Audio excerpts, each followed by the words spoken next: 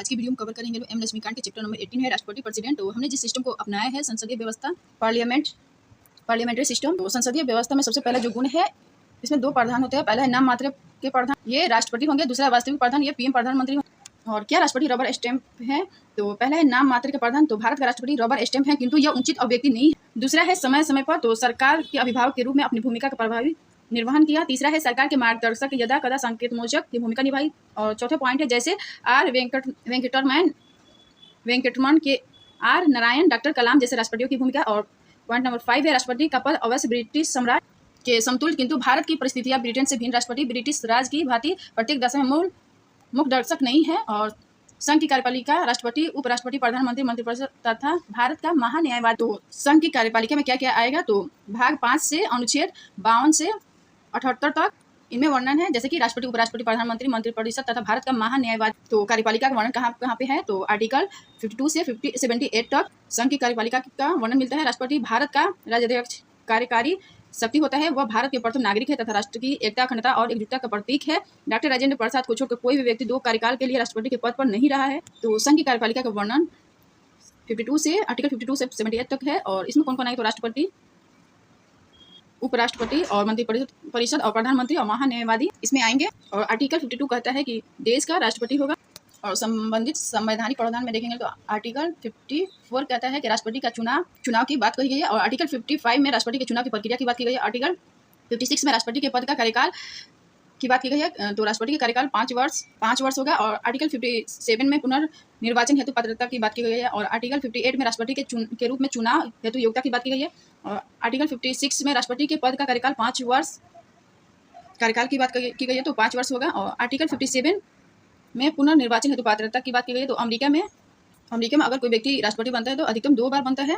और एक और अंतर दिखाई देता है, तो भारत में जन्म से नागरिक होना नहीं लिखा है, और यूएस में जन्म से, और अमेरिका में ये लिखा है कि जो भी व्यक्ति यहाँ के प्रेसिडेंट बनेगा वो जन्म से नागरिक होगा। और राष्ट्रपति प्रेसिडेंट पे देखेंगे तो भारत का एक राष्ट्रपति होगा। आर्टिकल 52 में ये बात की गई है। और राष्ट्रपति का चुनाव एक निर्वाचक मंडल द्वारा मतदाताओं का समूह होगा। अनुच्छेद 54 में बात की गई निर्वाचन मंडल।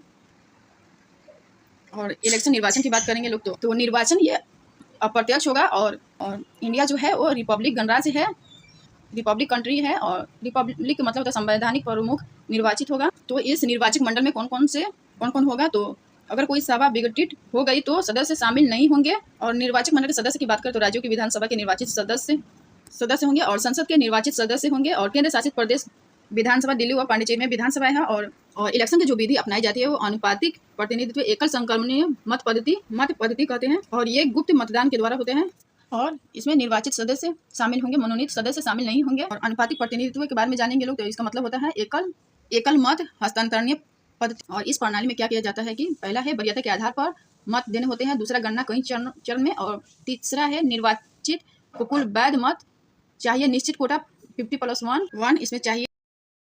और निर्वाचन के रीति अनुच्छेद 55 में अप्रत्यक्ष निर्वाचन, अनुपातिक प्रतिनिधित्व प्रणाली और एकल संक्रमणीय मत पद्धति ये सब आते हैं। प्रत्येक राज्य विधानसभा के एक सदस्य के एक मत का मूल्य।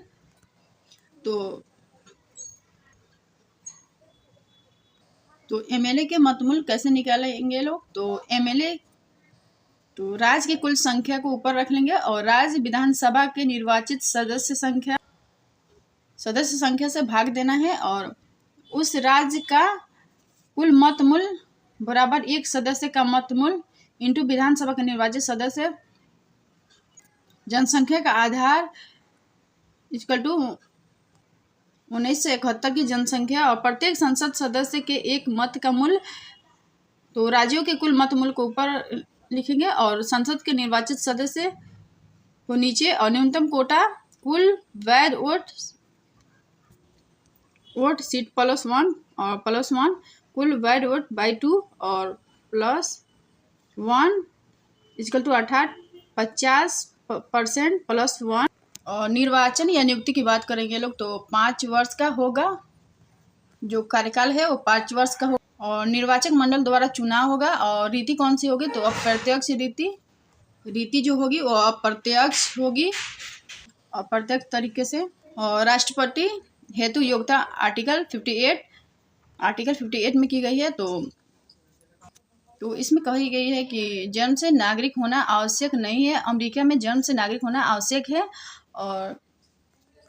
और लोकसभा का सदस्य बनने के योग्य हो, जैसे पीएम किसी भी सदन का सदस्य हो सकता है, और न्यूनतम 35 वर्ष की आयु। तो राष्ट्रपति के लिए न्यूनतम आयु 35 वर्ष की आयु होनी चाहिए। और लाभ का पद धारण न करता हो उपराष्ट्रपति, राज्यपाल, मंत्री, तो ये लोग लाभ के पद में नहीं आएंगे।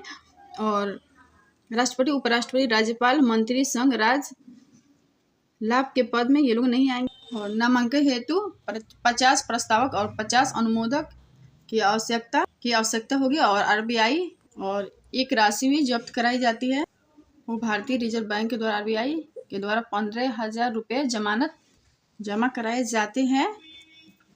तो अर्हताएं, शपथ एवं शर्तें में देखेंगे तो शपथ उच्चतम न्यायालय के मुख्य न्यायाधीश तो वो शपथ दिलाएंगे। और विशेषाधिकार में देखेंगे तो कार्यकाल के दौरान गिरफ्तार नहीं और मुकदमा नहीं चलाया जा सकता है। तो कार्यकाल के दौरान राष्ट्रपति को गिरफ्तार नहीं की जा सकती है और मुकदमा नहीं चलाया जा, साथ ही इन पर कोई मुकदमा नहीं चलाया जा सकता है। और इन्होंने अगर कोई व्यक्तिगत कार्य भी की है तो कार्यों को भी छूट है, इन पर भी मुकदमा नहीं चलाया जाएगा, क्योंकि पद का महत्व है, व्यक्ति का महत्व नहीं है। तो अगर मुकदमा चलाना है तो पूरे 2 महीने के नोटिस देने के बाद नोटिस देना होगा। और इस नोटिस के बाद ये छूट मिलती है कि व्यक्तिगत कार्यों के लिए मुकदमा चला सकते हैं। और राष्ट्रपति के निर्वाचन संबंधी विवाद, आर्टिकल 71 देखेंगे तो विवाद का समाधान उच्चतम न्यायालय द्वारा। और यदि उच्चतम न्यायालय राष्ट्रपति का निर्वाचन शून्य घोषित कर दे तो अब तक राष्ट्रपति के रूप में किए गए कार्य वैध रहेंगे। और निर्वाचक मंडल की रीति की दशा में राष्ट्रपति का निर्वाचन कराना वैध। और उच्चतम न्यायालय ने यह निर्णय दिया कि राष्ट्रपति के निर्वाचन के संदर्भ में कोई याचिका निर्वाचन संपन्न हो जाने के बाद ही दायर हो सकती। और पदावधि, राष्ट्रपति की पदावधि देखेंगे तो 5 वर्ष तक कार्यकाल है। और पर इसके पहले भी ये हट सकते हैं। त्याग पत्र सौंपेंगे उपराष्ट्रपति, अगर ये अपना त्याग पत्र दे देंगे तो त्याग पत्र सौंपेंगे उपराष्ट्रपति को, और उत्तराधिकारी के पद ग्रहण करने तक पद पर रहेंगे। और राष्ट्रपति पुनः निर्वाचित हो सकते हैं। और कार्यकाल आर्टिकल 56 में देखेंगे तो पद ग्रहण करने की तिथि से 5 वर्ष तक बना रहेगा। और अगर त्याग पत्र देना चाहेंगे तो उपराष्ट्रपति को दे सकते हैं, संबोधित कर सकते हैं। और उपराष्ट्रपति द्वारा इसकी सूचना तत्काल लोकसभा के अध्यक्ष को देगा, साथ में इनको हटाना है तो महाभियोग की प्रक्रिया, तो महाभियोग आर्टिकल 51 क्लॉज 1 में दी गई है। और आधार संविधान के उल्लंघन के आधार पर महाभियोग की देखेंगे तो बात की गई है आर्टिकल 61 में। और संसद का कोई भी सदन संविधान के उल्लंघन का आरोप लगा, लेकिन संविधान का उल्लंघन को इसको संविधान में परिभाषित नहीं किया गया है। संविधान के उल्लंघन को संविधान में परिभाषित नहीं किया गया है। और शर्त की बात करेंगे तो आरोप संकल्प के रूप में, और तो आरोप के लिए ये 1/4 जो सदस्य है वो हस्ताक्षर करेंगे। और अगर पारित करना है तो ये जो 2/3 सदस्य है इनके द्वारा पारित होगा। और यही सेम प्रोसेस चलेगा दूसरे सदन में। और दूसरे सदन में जब ये पारित हो जाते हैं तो जिस डेट से पारित होगा उस डेट से राष्ट्रपति के जो पद है उनको ये छोड़ना पड़ेगा। और सदन के न्यूनतम 1/4 सदस्यों के हस्ताक्षर जरूरी है। और न्यूनतम 14 दिन के पूर्व नोटिस। अर्धन्यायिक में देखेंगे लोग तो इसमें पहली बात ये कही जाती है कि जो मनोनीत सदस्य निर्वाचन में भाग नहीं लिया था, राष्ट्रपति के निर्वाचन में भाग नहीं लिया था और महाभियोग में भाग लेंगे, और ये महाभियोग में पार्टिसिपेट करेंगे। और दिल्ली और पांडिचेरी विधानसभा के सदस्य तो ये लोग निर्वाचन में भाग लिया था और महाभियोग प्रक्रिया में, लेकिन ये महाभियोग प्रक्रिया का हिस्सा नहीं होंगे। और पदावधि, महाभियोग व पद रिक्तता में देखेंगे लोग तो पद रिक्तता वैकेंसी में देखेंगे लोग तो 5 वर्ष का कार्यकाल। तो 5 बातें इसमें की गई है। पहला 5 वर्ष का कार्यकाल, त्यागपत्र और महाभियोग, मृत्यु, निर्वाचन अवैध। तो 5 वर्ष का कार्यकाल पूर्ण कर लिए हो और त्यागपत्र उपराष्ट्रपति को दे दिए हो और महाभियोग प्रक्रिया हो सकता है और चौथा मृत्यु भी, किसी की मृत्यु हो गई और पांचवा निर्वाचन अवैध, अगर राष्ट्रपति का निर्वाचन है वो अवैध घोषित कर दिया गया हो। और ये चारों स्थितियां की बात करेंगे तो 6 माह के भीतर चुनाव आवश्यक और उपराष्ट्रपति कार्यवाहक राष्ट्रपति के रूप में कार्य करेंगे। और 5 वर्ष के कार्यकाल में देखेंगे तो कार्यकाल पूर्ण होने के पूर्व चुनाव आवश्यक उत्तराधिकारी के पद ग्रहण तक अपने पद पर बने रहेंगे। और राष्ट्रपति की शक्तियां देखेंगे तो पहला है कार्यपालिका शक्तियां, दूसरा है सैन्य शक्तियां, तीसरा है कूटनीतिक शक्तियां और चौथा है वित्तीय शक्तियां और पांचवा है विवेकी शक्तियां और छठा है आपातकालीन शक्तियां और सातवां न्यायिक शक्तियां और आठवां विधायी शक्तियां। और कार्यकारी शक्तियां में देखेंगे तो पहला है भारत सरकार के सभी शासन संबंधी कार्य औपचारिक रूप से उनके नाम पर किए जाते हैं और वह ऐसे नियम बना सकता है जिससे केंद्र सरकार सहज रूप से कार्य कर सके। प्रधानमंत्री में मंत्रिपरिषद के विचारार्थ किसी विषय को प्रस्तुत करने की अपेक्षा कर सकता है। अनुसूचित जाति, अनुसूचित जनजाति और अन्य पिछड़े वर्गों की स्थितियों की जांच के लिए एक आयोग गठित कर सकता है और केंद्र, राज्य और अंतर्राज्यीय सहयोग को बढ़ावा देने के लिए एक अंतर्राज्यीय परिषद गठित कर सकता है और अपने द्वारा नियुक्त प्रशासकों के माध्यम से संघ राज्य क्षेत्र का प्रत्यक्ष शासन संभालता है और किसी क्षेत्र को अनुसूचित क्षेत्र घोषित कर सकता है। और राष्ट्रपति की नियुक्तियां की बात करें तो प्रधानमंत्री और अन्य मंत्री, मंत्रिपरिषद, महान्यायवादी और भारत के नियंत्रक एवं महालेखा परीक्षक, मुख्य निर्वाचन आयुक्त और अन्य निर्वाचन आयुक्त, लोक सेवा आयोग के अध्यक्ष और सदस्य, राज्यपाल, वित्त आयोग के अध्यक्ष और सदस्य, अंतर्राज्यीय परिषद, संघ राज्य क्षेत्रों के प्रशासक आदि की नियुक्तियां ये राष्ट्रपति के पार्षद पद पर बने रहते हैं। कार्यपालिका शक्तियां तो अनुच्छेद 53 क्लॉज 1 में संघ की कार्यपालिका शक्ति राष्ट्रपति में निहित और प्रयोग व समय या अपने अधीनस्थ अधिकारियों के मत से संविधान के अनुसार। अनुच्छेद 74 क्लॉज 1 में राष्ट्रपति को सहायता और सलाह देने के लिए एक मंत्री परिषद जिसका प्रधानमंत्री राष्ट्रपति दी गई सलाह के आधार पर कार्य करेगा।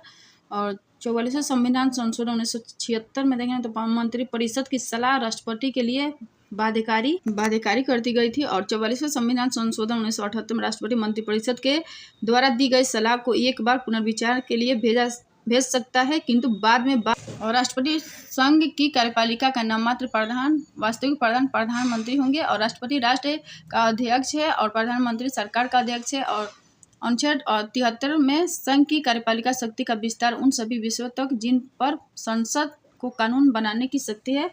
और अगर बिल की बात करें विधेयक है तो ये कब एक्ट बनता है, अधिनियम, ये जो विधेयक है तभी अधिनियम या कानून बनता है जब राष्ट्रपति इस पर हस्ताक्षर कर देंगे।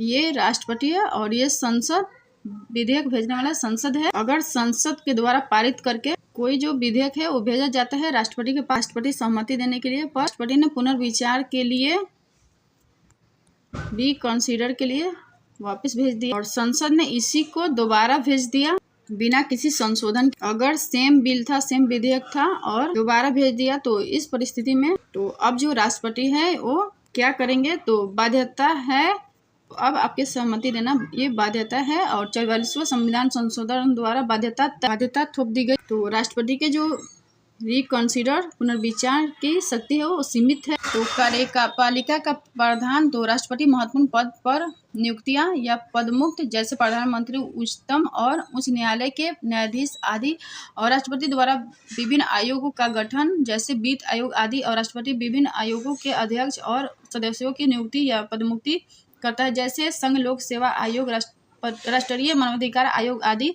और सैन्य शक्ति की बात करें तो सैन्य बलों का सर्वोच्च तो समादेश राष्ट्रपति में निहित है और अर्थात राष्ट्रपति तीनों सेनाओं का प्रधान है और सैन्य शक्तियों का प्रयोग संसद द्वारा बनाए गए कानून के अधीन प्लस मंत्री परिषद की सलाह से। और राष्ट्रपति की शक्तियाँ देखेंगे तो आपातकालीन शक्तियाँ भाग 18 अनुच्छेद 352 से 360 में बात की गई।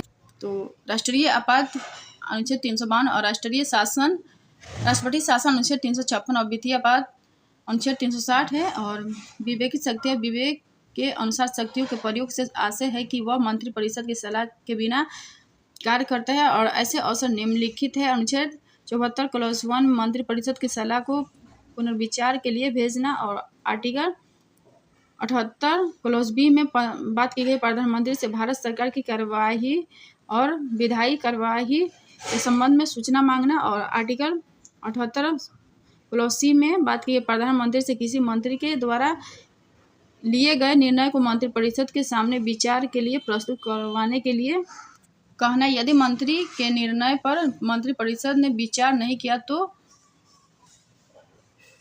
पॉकेट वीटो और प्रधानमंत्री की नियुक्ति करना जब त्रिशंकु लोकसभा अस्तित्व में हो और जब मंत्रिपरिषद लोकसभा में विश्वास खो दे और लोकसभा भंग करने की सिफारिश करे।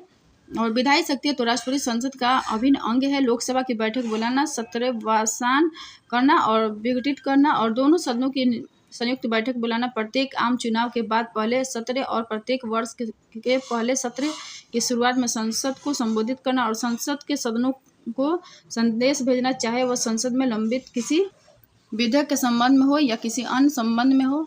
जब अध्यक्ष या सभापति और उपाध्यक्ष या उपसभापति दोनों के पद रिक्त हो जाए तो लोकसभा या राज्यसभा के किसी भी सदस्य को इसकी कार्यवाही की अध्यक्षता करने के लिए नियुक्त करना और कुछ विशेष कतिपय प्रकार के विधेयकों को संसद में पूरा स्थापित करने के लिए पूर्व अनुमति की आवश्यकता होती है। भारत की संचित निधि में से व्यय और राज्यों की सीमाओं में परिवर्तन या नए राज्य का निर्माण और धन विधेयक किसी भी कर या शुल्क का अधिरोपण या परिवर्तन जिससे राज्य का हित जुड़ा हो और प्रधानमंत्री पीएम को राष्ट्रपति के द्वारा नियुक्त किया जाता है।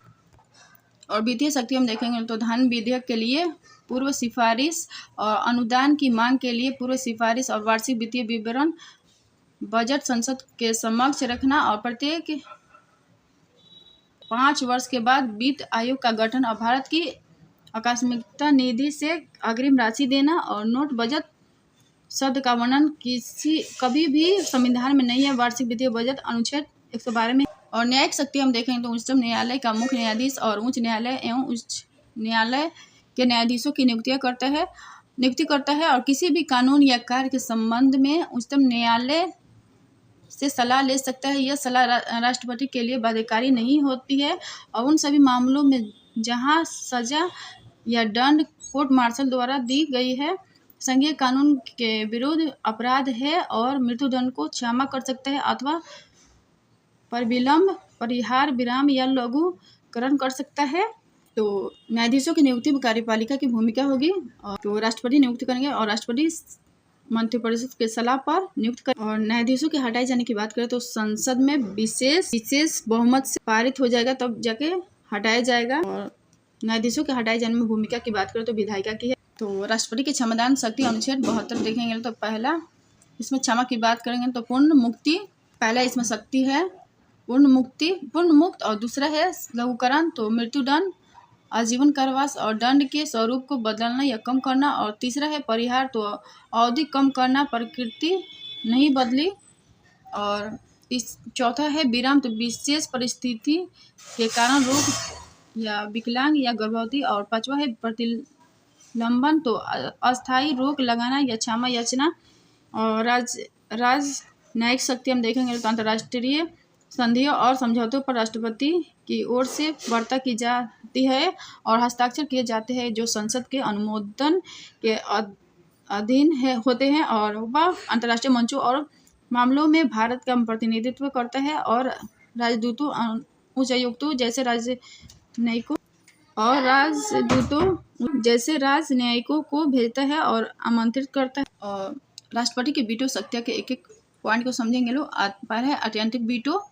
अत्यंतिक वीटो का मतलब होता है जो अपनी जो स्वीकृति है उसको सुरक्षित रख ले। दूसरा निलंबनकारी वीटो के मतलब होता है पुनर्विचार हेतु लौटा, तो निलंबनकारी वीटो में पुनर्विचार के लिए लौटा दिया, लेकिन धन विधेयक मनी को नहीं लौटाया जा सकता है।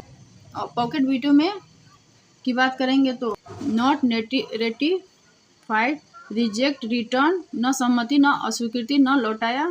तो इसमें न ही उन्होंने अपनी सहमति दी, न अस्वीकृति और न लौटाया। बिल को अपने पास रख लिया और उन्होंने बिल को अपने पास रख लिया। और यूएसए की बात करें तो इस पर तो यूएसए के प्रेसिडेंट के पास टाइम लिमिट है। तो यूएसए के राष्ट्रपति के पास जो पॉकेट वीटो, इस पर टाइम लिमिट है, आपको एटलीस्ट 10 दिन में लौटाना है। और यूएसए पॉकेट वीटो संविधान संशोधन पर लागू नहीं। और राज्य विधायिका पर राष्ट्रपति के वीटो पावर की बात करें तो कोई भी स्टेट के बिल ये एक्ट में कब कन्वर्ट होगा तो जब ये गवर्नर या प्रेसिडेंट अपनी एसेंट दे दे। तो यहाँ पे 2 आर्टिकल पढ़ेंगे लोग। एक है आर्टिकल 200 जो कि बताता है कि राज्यपाल के पास कौन कौन से विकल्प है। और तो दूसरा है आर्टिकल 201 तो राष्ट्रपति के विकल्पों की बात करता है। तो अनुच्छेद 200 ये राज विकल्प की बात करता है। तो इसमें देखें तो स्वीकृति दे दे और स्वीकृति, दूसरा स्वीकृति सुरक्षित रखे और तीसरा पुनर्विचार हेतु लौटा दे और चौथा है राष्ट्रपति के विचाराधीन रख। राष्ट्रपति के विकल्प की बात करें आर्टिकल 201 की बात करें तो इसमें 3 बातें की गई है। पहला है स्वीकृति दे दे या सुरक्षित रख ले, पुनर्विचार के लिए लौटा दे और पुनर्विचार के बाद दोबारा भी अपनी स्वीकृति हेतु बाध्य नहीं। और राष्ट्रपति की वीटो शक्ति में देखेंगे तो संसद द्वारा पारित कोई विधेयक तभी अधिनियम बन सकता है जब उसे राष्ट्रपति भी की सहमति मिल जाए। और जब ऐसा विधेयक राष्ट्रपति के समक्ष प्रस्तुत किया जाता है तो उसके पास विधेयक के लिए 3 विकल्प होते हैं। वह विधेयक पर अपनी सहमति दे सकता है, यह विधेयक पर दूसरा पॉइंट, यह विधेयक पर अपनी सहमति रोक सकता है जिससे विधेयक का अंत हो जाता है। और तीसरा है यह किसी विधेयक को सदन में पुनर्विचार के लिए लौटा सकता है यदि विधेयक को दोनों सदनों द्वारा संशोधनों के साथ या बिना संशोधनों के द्वारा पारित किया जाता है और राष्ट्रपति की सहमति के लिए राष्ट्रपति के पास भेजा जाता है। तो राष्ट्रपति को विधेयक पर अपनी सहमति देनी होगी। और अध्यादेश प्रख्यापित करने की शक्ति तो अनुच्छेद 123 में बात की गई। राष्ट्रपति अध्यादेश तभी प्रख्यापित कर सकता है जब संसद के दोनों सदन सत्र में न हो या जब संसद के दोनों सदनों में से कोई भी एक सत्र में न हो। और दूसरा राष्ट्रपति तभी अध्यादेश प्रख्यापित कर सकता है जब वह कार्रवाई करने के लिए मौजूद परिस्थिति में संतुष्ट हो। और 44वें संविधान संशोधन अधिनियम के अनुसार संतुष्टि समाधान न्यायिक समीक्षा के अधीन है। और अध्यादेश प्रख्यापित करने की उसकी शक्ति संसद की विधायी शक्ति के समविष्टन है। यह केवल उन्हीं विषयों पर अध्यादेश जारी कर सकता है जिन पर संसद कानून बना सकते हैं। अध्यादेश में संसद के अधिनियम के समान ही शक्ति और प्रभाव होता है लेकिन वह अस्थायी कानून की प्रकृति में होता है। राष्ट्रपति द्वारा प्रख्यापित किया गया अध्यादेश को वापस ले सकते हैं। राष्ट्रपति प्रधानमंत्री की अध्यक्षता वाली मंत्रिपरिषद की सलाह पर ही किसी अध्यादेश को प्रख्यापित कर सकते हैं या वापस ले सकते हैं, कोई विवेकाधीन शक्ति नहीं। तो अध्यादेश जारी करने की शक्ति अनुच्छेद 123 है। और अध्यादेश कोई भी बिल एक तब बनता है जब दोनों सदन ने इसे पारित किया। अगर संसद का सत्रवासान की अवधि में आदेश जारी किया जा सकता है। दूसरा है संसद द्वारा पारित कानून को समान होंगे अल्पकालीन प्रकृति और इनकी जो प्रकृति होगी वो अल्पकालीन प्रकृति होगी। और दूसरा देखेंगे लोग तो क्यों तो अर्जेंट इशू में तो अप्रत्याशित अथवा अविलंबनीय मामलों से निपटने हैं। और सीमाएं की बात करते केवल तभी जारी किया जा सकता है जब कोई एक या दोनों सदन सत्र में न हो, विधायिका के समानांतर नहीं और केवल तत्काल कार्रवाई हेतु राष्ट्रपति संतुष्ट अध्यादेश और केवल उन्हीं मामलों पर जिन पर संसद द्वारा कानून बना सकती है। और संसद सत्र चालू हो जाए और पुनः बैठक में अध्यादेश का अनुमोदक 6 मंथ और 6 मंथ और 6 वीक। अध्यादेश मतलब संसद का कानून। अगर संसद का जो कानून है वो फंडामेंटल राइट का उल्लंघन कर रहा है तो इसे उच्चतम न्यायालय के द्वारा शून्य घोषित किया जा सकता है। तो ये अध्यादेश अप्रभावी होगा। ये उल्लंघन कर रहा है तो ये फंडामेंटल, तो अगर अध्यादेश ये फंडामेंटल राइट का उल्लंघन कर रहे हैं तो ये अप्रभावी होगा और फंडामेंटल राइट का अतिक्रमण नहीं कर सकते। अध्यादेश अवधि 6 माह 6 सप्ताह। अब इसको वापस कैसे ली जा सकती है और विड्रॉल कैसे किया जा सकता है। तो एट एनी टाइम, तो किसी भी समय दूसरे आदेश के द्वारा वापस लिया जा सकता है। अध्यादेश पिछली तिथि से प्रभावी हो सकती है और संविधान संशोधन हेतु संविधान अध्यादेश नहीं लाया जा सकता। और राष्ट्रपति की संवैधानिक स्थिति का परीक्षण, तो राष्ट्रपति कार्यपालिका का नाममात्र प्रधान होता है, जबकि प्रधानमंत्री कार्यपालिका का वास्तविक प्रधान है। और संविधान के प्रावधान में देखेंगे तो अनुच्छेद 53 और अनुच्छेद 54 और 42वां संविधान संशोधन और 44वां संविधान संशोधन। और निष्कर्ष, राष्ट्रपति सदैव मंत्रिपरिषद के परामर्श पर कार्य करेंगे और सलाह को केवल एक बार पुनर्विचार के लिए भेज सकता है, किंतु पुनर्विचार के बाद दी गई सलाह पर कार्य करने के लिए बाध्य। और संविधान सभा के दृष्टिकोण में देखेंगे तो डॉक्टर भीमराव अम्बेडकर संविधान सभा में ब्रिटिश सम्राट के समतुल्य भारत में राष्ट्रपति का पद बनाया गया और ब्रिटेन का ताज प्रत्येक दशा में मंत्रिपरिषद के सलाह से कार्य। और डॉक्टर राजेंद्र प्रसाद, पंडित जवाहरलाल नेहरू आदि भी इसी दृष्टिकोण के समर्थक। और उच्चतम न्यायालय के निर्णय, तो राम जवाया कपूर बनाम पंजाब राज्य उच्चतम न्यायालय, राष्ट्रपति मात्र औपचारिक प्रधान। और उच्चतम न्यायालय UN राव बनाम इंदिरा गांधी मामला, यदि मंत्रिपरिषद या लोकसभा भंग सलाह हेतु मंत्रिपरिषद का अस्तित्व जब तक कि नई मंत्रिपरिषद का गठन न हो जाए। तो अगर वीडियो पसंद आए तो like share comment and subscribe कर दीजिएगा लोग। Thank you.